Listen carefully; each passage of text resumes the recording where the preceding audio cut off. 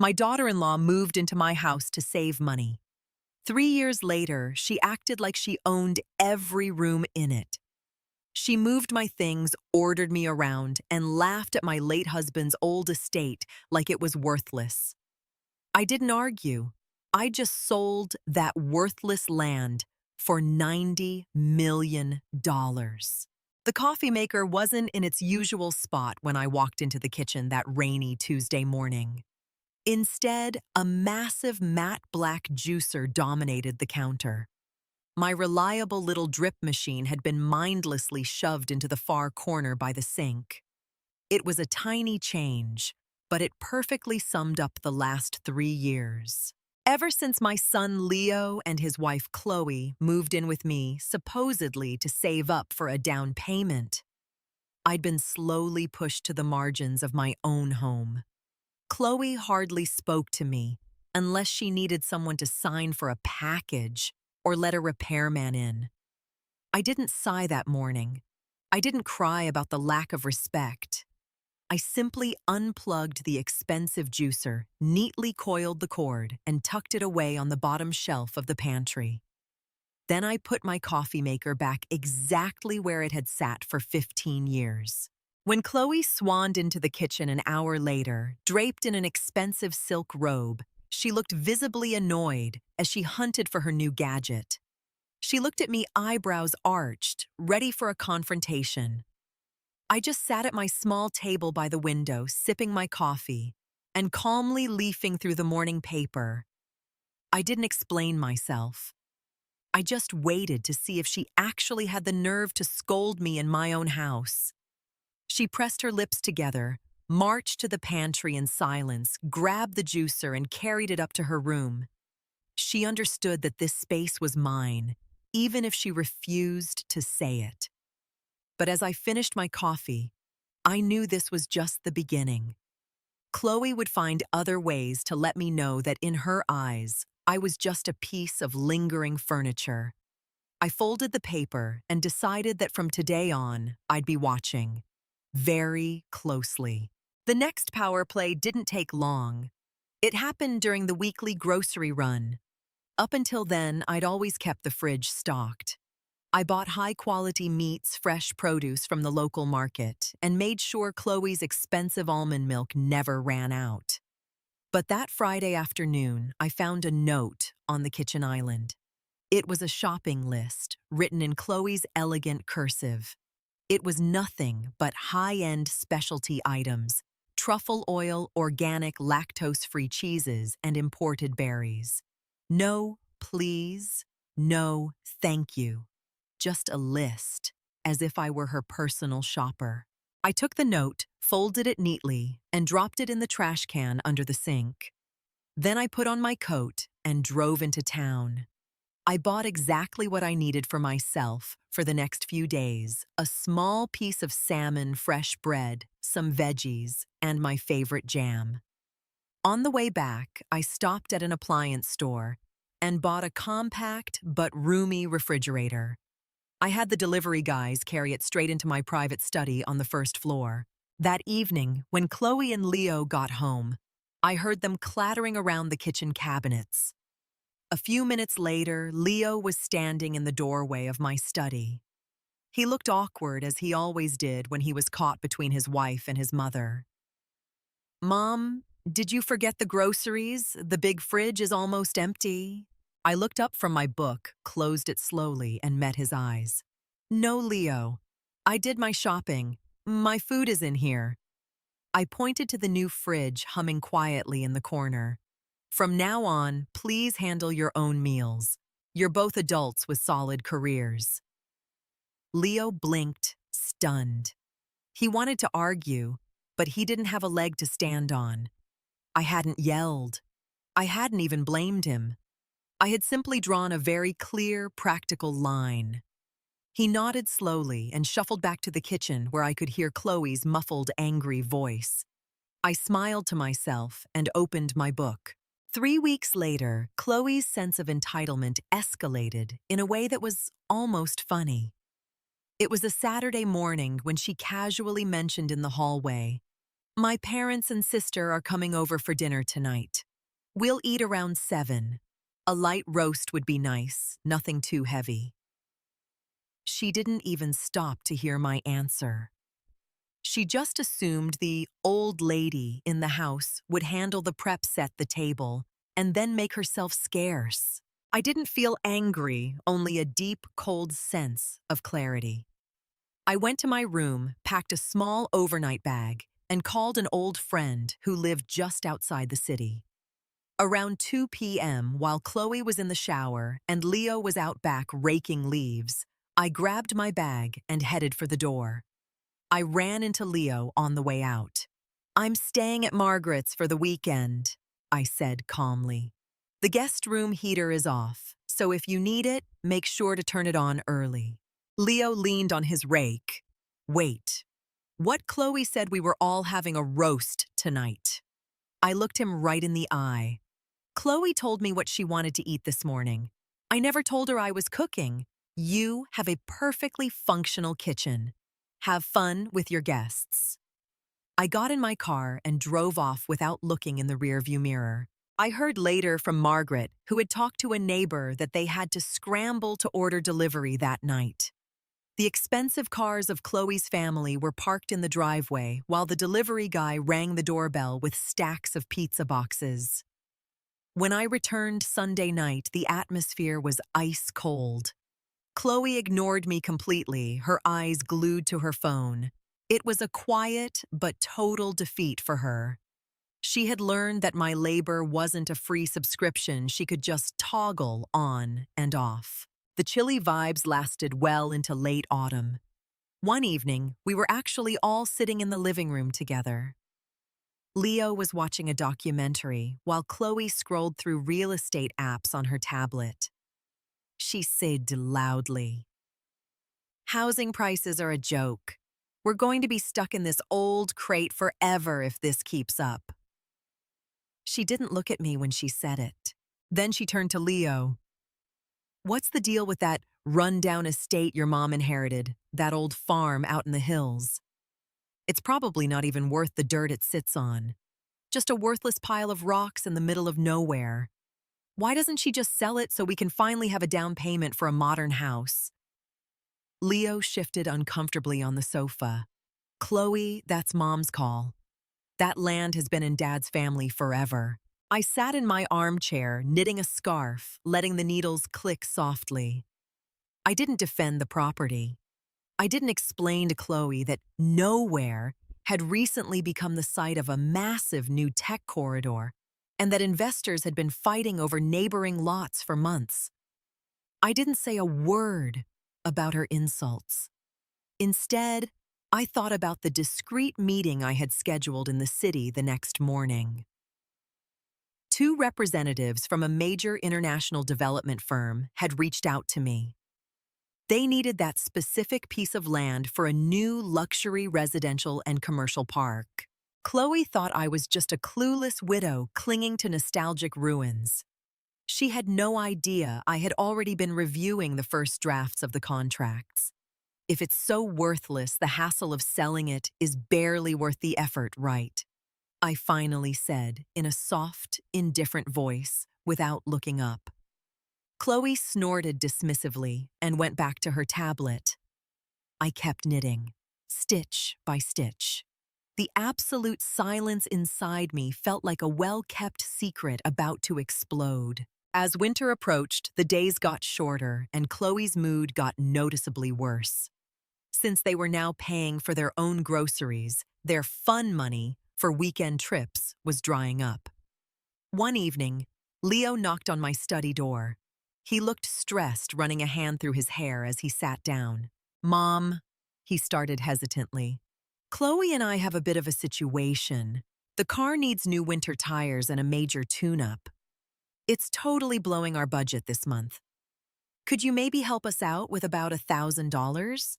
I put my pen down and folded my hands on the desk. A year ago, I would have grabbed my checkbook without a second thought.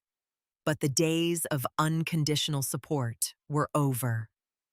"Leo," I said calmly, "you don't pay rent here. and you don't pay for utilities. You're saving a significant amount every month. I have my own budget to manage for my retirement and the house's upkeep. I won't be giving you that money." Leo stared at me as if I were speaking a foreign language. "But Mom, it's just $1,000. Chloe says you barely have any expenses anyway. You just sit here most of the time."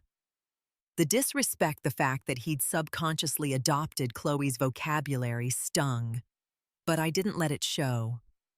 I stood up, opened a drawer, and pulled out the latest electric and water bills. I slid them across the table. "These are the operating costs for this house, which have doubled since you two moved in. I cover them because you're my son and daughter-in-law. But there will be no more cash handouts.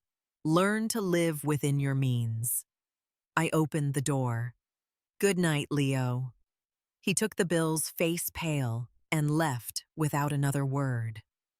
The next morning, I watched Chloe angrily walk to the bus stop in the cold because her car was still in the shop. It wasn't long before Chloe tried a new way to assert dominance. In mid-November, she decided she needed a proper home office. Instead of using the small guest room, she set her sights on my sunlit reading room on the second floor. When I came back from a walk one Tuesday afternoon, my favorite wingback chairs and my small bookshelf were sitting in the hallway. Chloe was in the room with a tape measure, talking loudly on the phone with a furniture store. I stood quietly in this doorway until she noticed me. She lowered the phone slightly. "Oh, good you're back. I'm setting up my office here. You can move your stuff down to that little room by the laundry. It's mostly empty anyway." She was about to keep talking, but I just turned around without a word. I didn't argue. I called 2 strong college kids from down the street who often helped me with the lawn. An hour later, under Chloe's speechless gaze, they carried my furniture back into the room exactly where it belonged. Then I asked them to carefully carry Chloe's desk supplies down to the basement room by the laundry. Chloe was shaking with rage in the hallway. "What do you think you're doing? I need this space for work." I looked her right in the eye, my voice steady. "I own this house, Chloe. Every room, every closet, and every key. You are a guest here. If the accommodations I provide aren't enough for you, you are more than welcome to rent your own apartment." I closed the door to my reading room, turned the key in the lock, and put it in my pocket. From that day on, I locked all my private rooms whenever I left them. The message was clear: her control in this house was dead. And in the background, the sale of the estate was moving forward. December brought the first snow and a strange fake sense of peace. Chloe tried to regain control in a subtler way. She took over the Christmas planning. She wanted to host a huge, perfect dinner to show off to her family and some of Leo's friends. For weeks, she dominated the kitchen, ordered expensive decorations, and dictated the seating chart. She didn't consult me on a single thing. 3 days before Christmas Eve, I was in the kitchen making tea when she approached me. She looked busy, almost condescendingly friendly. "Listen, there are going to be a lot of people here for Christmas Eve. We've reserved the big table in the dining room. I've put you at the very end, near the kitchen door. That way, it's easier for you if you want to head to bed early. All the noise can be a lot at your age." It was a petty move to sideline me while basically telling me when to disappear. I stirred my tea slowly and looked at her. I knew that the next morning, the final bank confirmation would arrive, showing the $90 million in my account. The closing documents had been signed weeks ago. My new life was ready. "That's perfectly fine, Chloe," I said, with a gentleness that visibly surprised her. "I'll sit right there. Don't you worry about me." She smiled, self-importantly convinced she had finally put her quiet mother-in-law in her place. Over the next few nights, I quietly packed my most important documents, my jewelry, and a few keepsakes into 2 small suitcases which I stashed in my trunk. I was ready for the moment the game ended, not with a bang, but with the cold weight of reality. Christmas Eve went exactly according to Chloe's script. The dining room was glowing with her new designer candles. The roast was served and expensive wine was flowing. Chloe's parents sat at the head of the table. Leo looked nervous and eager to please, and I sat silently at my assigned spot near the kitchen door, nearly invisible. The conversation was all about careers, luxury vacations, and Chloe's latest wins at work. My daughter-in-law, riding high on the attention, ignored me entirely. Until dessert.